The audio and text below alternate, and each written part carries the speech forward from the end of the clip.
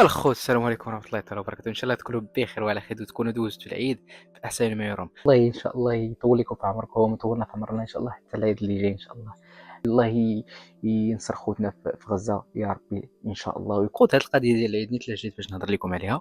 ويقوم هاد القضية اللي لاحظتها قليل المغاربة اللي كيديروها، وجيت زعما نفكركم فيها وربما إن شاء الله تنفعكم العيد اللي جاي إن شاء الله.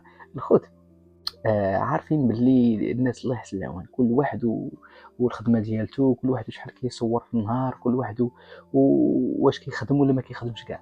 الله يحسن العوان للجميع، ولكن الخوت خاصكم تكون فيكم هاد القضيه اللي هي تعلموا هاد القضيه اللي هي سايفين، وهاد القضيه اللي راكم كديروها يا المغاربه.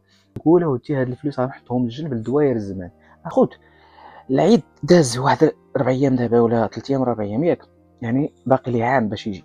يعني بدل ما انت تشكي وتقول العيد غالي